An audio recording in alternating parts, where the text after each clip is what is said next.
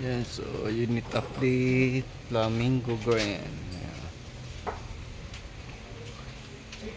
So, body color black and Flamingo Green combination. Ito yung body. Yan. Or yung loob. Yan, pinturado yan lahat. So, ito yung makina. So lilinisin pa yan.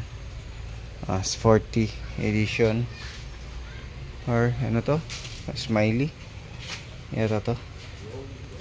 And ito yung kanyang side. Ano natin, smiley ba? Smiley edition. Smiley edition unit 4x2.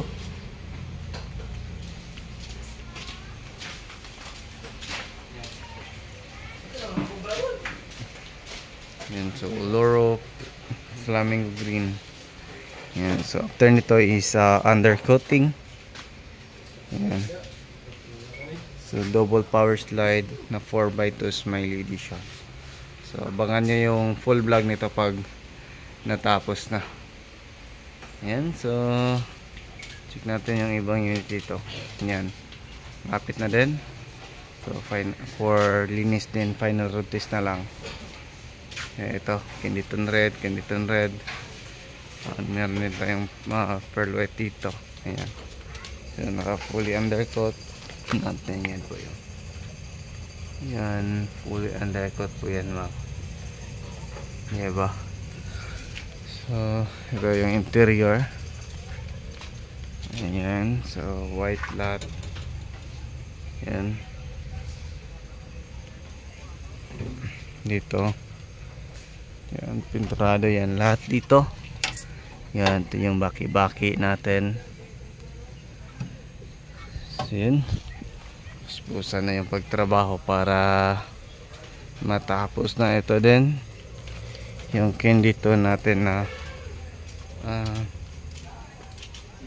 low roof.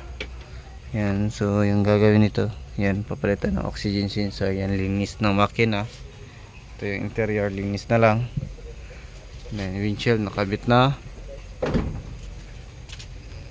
Ayan o. So nakabit na yung radiator natin.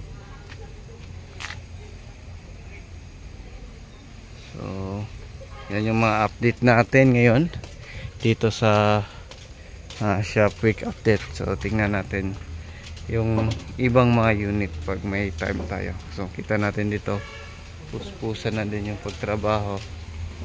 Ayan, di 17W. Ayan. So ito di 64V, yung automatic, yung tag 200 natin. Yung makina non-turbo. Ayan. Ayan o.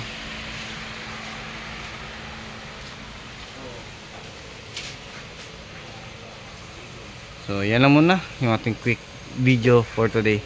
Maraming salamat po sa iyong patuloy na pagsubaybay. Sa bago lang sa ating channel, don't forget to like, share and subscribe, then click na rin yung notification bell para updated kayo sa ating mga next video uploads kayo. Ingat po mga kal, and bye bye, God bless po sa ating lahat.